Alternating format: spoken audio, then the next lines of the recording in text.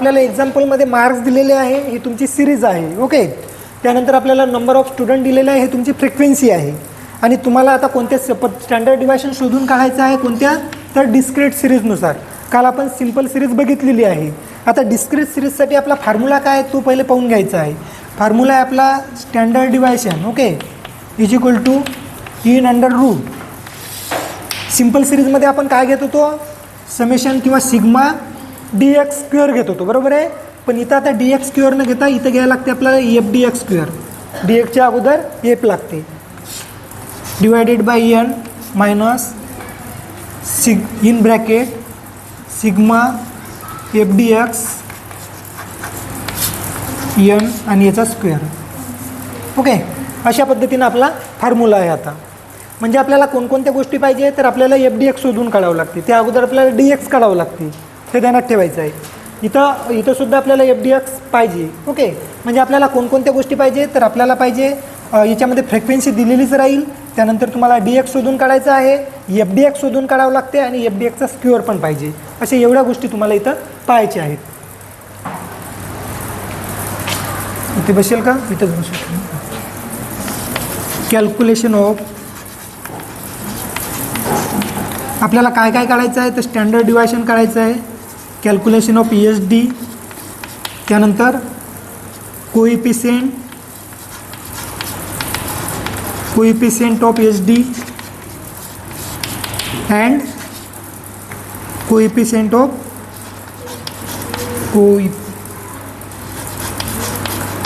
Coefficient of variance म्हणजे C V काढायचं आहे.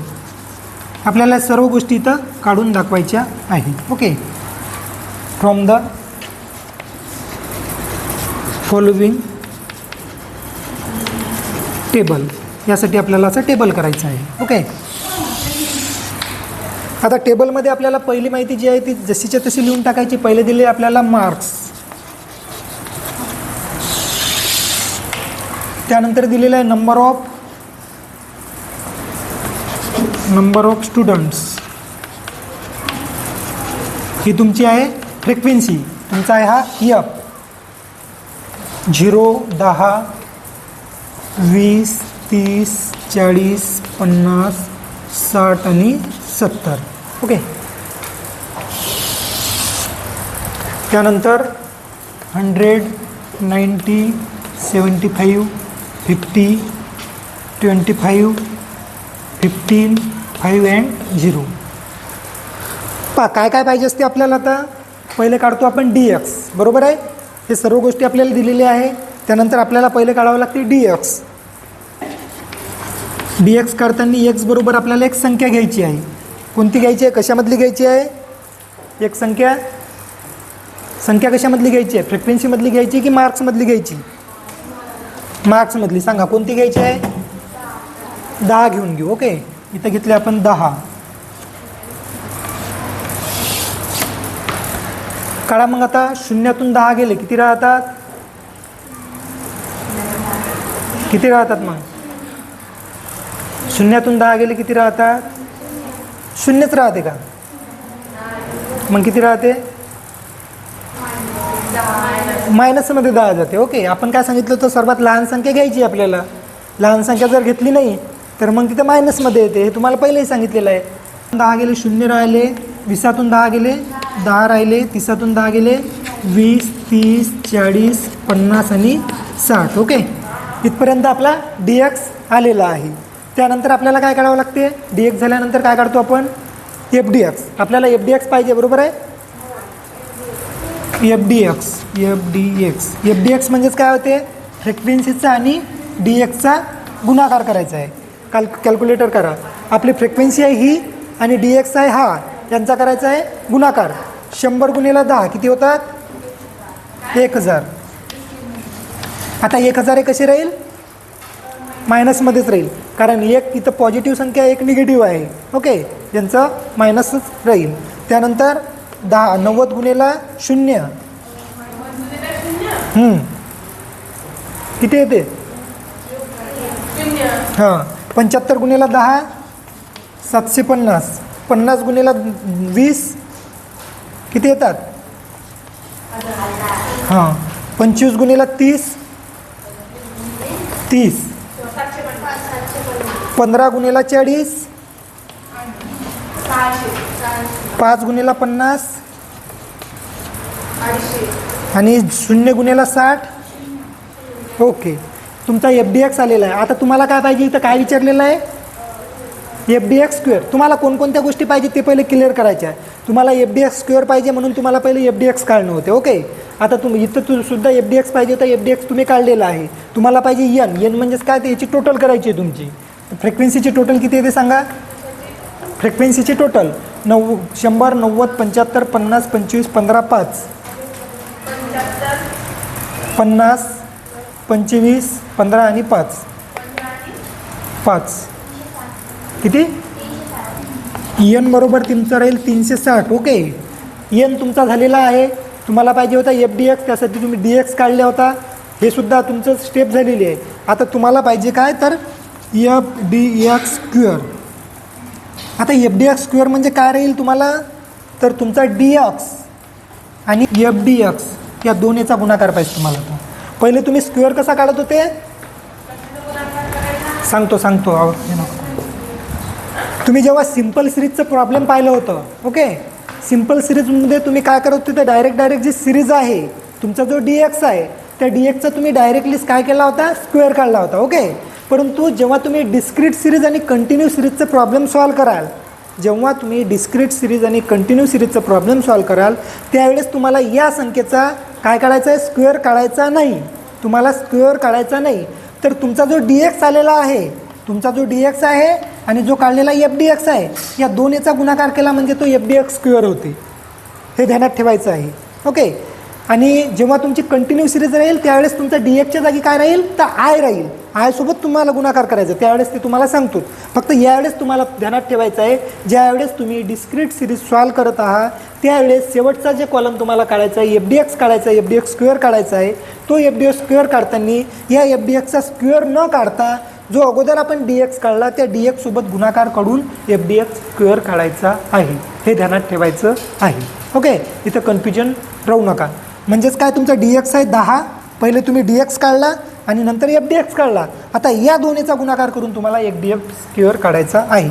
म्हणजेच -10 गुणिले 10,000 म्हणजेच किती होते सांगा, 1000 म्हणजे हे 10,000. ओके, आता हे पॉझिटिव्हमध्येच राहील. ओके, हे निगेटिव्ह राहणार नाही, कारण मायनस हे प्लस होऊन जाईल.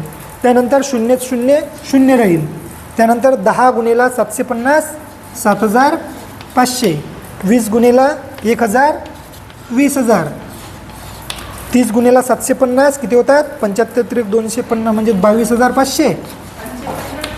हां, ओके. 40 गुणिले 600 24,000.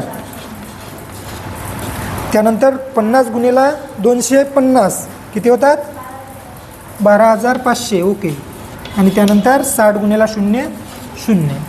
अशा पद्धतीनं तुमचा काय राहील, FDX स्क्वेअर राहील. आता तुम्हाला काय पाहिजे, सिग्मा FDX स्क्वेअर. म्हणजेच इथं तुम्हाला सिग्मा FDX स्क्वेअर याची टोटल करायची आहे. तुम्हाला FDX सुद्धा विचारलेलं आहे, याचीसुद्धा टोटल करायची आहे. सिग्मा FDX एवढ्या गोष्टी तुम्हाला विचारलेल्या आहे. तर पहिले याची टोटल करा आणि याची टोटल करा. DXची टोटल करण्याची तुम्हाला गरज नाही. पहिले 750 1000 750 600 250 याची टोटल करायची आहे पॉझिटिव्ह, आणि त्याच्यातून मायनस करायची 1000. याची टोटल किती आली,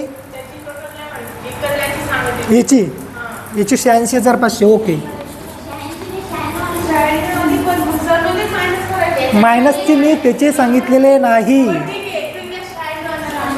96,500 याची टोटल आलेली आहे. आता याची टोटल करताना पहिले पॉझिटिव्हची टोटल करा. पॉझिटिव्हची म्हणजे 750 1000, हां 750 1000 750 600 250 किती आली, मायनस करा 1000 म्हणजेच किती, 2350. हे राहील आपला FDX. ओके, म्हणजे हा गोंधळ राहते तुमच्या मायनसमध्ये, बाकी काही नाही. समजला, म्हणून सर्वात लहान संख्या आपण का घेतो, त्यामुळे की इथं असा गोंधळ नाही झाला पाहिजे म्हणून. आता सर्व गोष्टी तुमच्या आलेल्या आहेत. तुम्हाला n पाहिजे होता, तुम्हाला FDX पाहिजे होता, तुम्हाला FDX स्क्वेअर पाहिजे होता. एवढ्याच गोष्टी तुम्हाला पाहिजे होत्या, बरोबर आहे. आणि तुम्हाला काय काढायचं, काय काय काढायचं सांगितलेलं आहे आपल्याला. तुम्हाला HD काढायचं आहे, तुम्हाला कोइफिशियंट ऑफ व्हेरिएशन काढायचं आहे, तुम्हाला कोइफिशियंट ऑफ स्टँडर्ड डिव्हायशन काढायचं आहे, बरोबर आहे. तर तुमचा शेवटचा जो फॉर्म्युला आहे coefficient of coefficient of variance. आता याचा जर फॉर्म्युला पाहिला तर हा फॉर्म्युला काय आहे तुमचा, CVचा फॉर्म्युला आहे तुमचा HD/A × 100. हा तुमचा फॉर्म्युला आहे, बरोबर आहे. सर्वात शेवटचा फॉर्म्युला. यासाठी आपल्याला काय पाहिजे, तर पहिले पाहिजे A, त्यानंतर आपण स्टँडर्ड डिव्हायशन काढू. ओके, म्हणजेच आपल्याला पहिले A शोधून काढायचं आहे. A म्हणजेच काय, तर ॲरिथमॅटिक ॲव्हरेज. आता ॲरिथमॅटिक ॲव्हरेज म्हणजेच A शोधून काढायचं आहे. तर याचा फॉर्म्युला काय सांगा. डिस्क्रीट सिरीज तुम्ही शिकले, मीन, बरोबर आहे. मीन शिकलेले आहे. A सांगा फॉर्म्युला x + सिग्मा FDX/n. आता तुमचा x किती आलेला घेतला होता तुम्ही, x याच्यामध्ये 10 घेतला होता. ओके, तुमचा FDX किती आलेला आहे, 2350. 2350. तुमचा n किती आहे, 360. ओके, पहा किती येते, 10 + 2350 भागिले 360 किती होतात, 2350 भागिले 360 किती आलेला आहे, 2350 भागिले 360 2350 डिवायडेड बाय 360 6.52. ओके, म्हणजे याची टोटल किती येते, तर 16.52. हा तुमचा काय आहे, तर मीन आहे. जाऊ दे, काही नाही फरक पडत. 53 घ्या, काही फरक नाही पडत. ओके, हां 16.53 हा तुमचं काय आहे, उत्तर आलेलं आहे.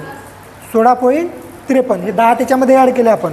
ओके, म्हणजेच तुमचं मीन किती आलेलं आहे, 16.53. आता तुम्हाला काय काढायचं आहे, पहिले HD काढायचं आहे. ओके, आता HDचा तुमचा फॉर्म्युला काय आहे, तर HD =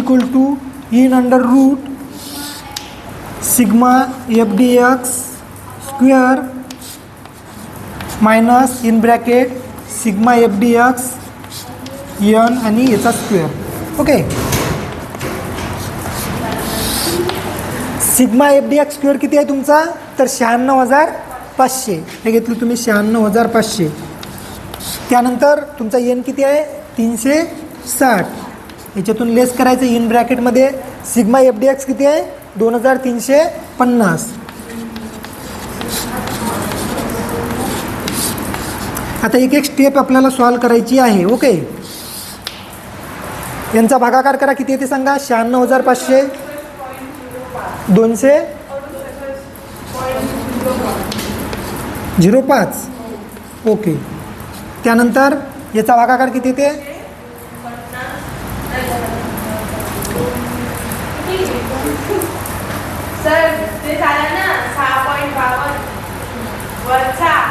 वरचा काय, हे हो 6.53. ओके, आता नेक्स्ट स्टेप सॉल्व करायची आपल्याला. 2300 किती, 268.05 मायनस याचा स्क्वेअर काढा. याचा स्क्वेअर काढा, बाकी काही नका करू. 6.53चा स्क्वेअर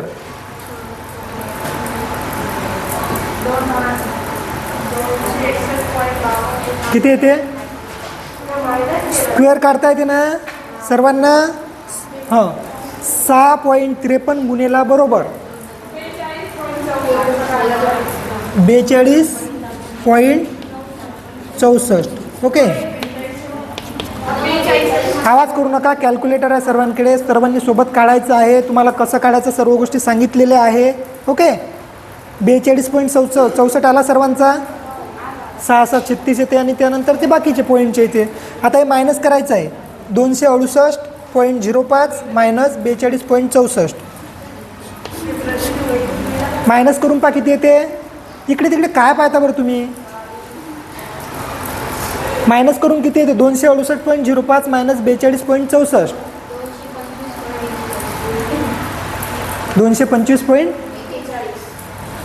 225.41. याला इन अंडर रूटच्या बाहेर काढा, इन अंडर रूटच्या बाहेर काढा.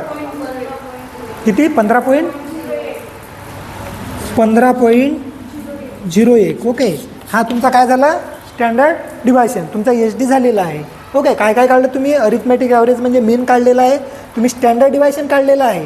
आता तुम्हाला काय काढायचं सांगितलेलं आहे, coefficient of standard deviation. Okay. आता तुम्हाला काढायचं आहे कोइफिशियंट ऑफ HD. कोइफिशियंट याचा फॉर्म्युला काय आहे तर HD अपॉन ए. HD आलेला आहे तुमचा 15.01 आणि तुमचा ए आलेला आहे 16.53. किती येते 0 पॉईंट किती येते सांगा.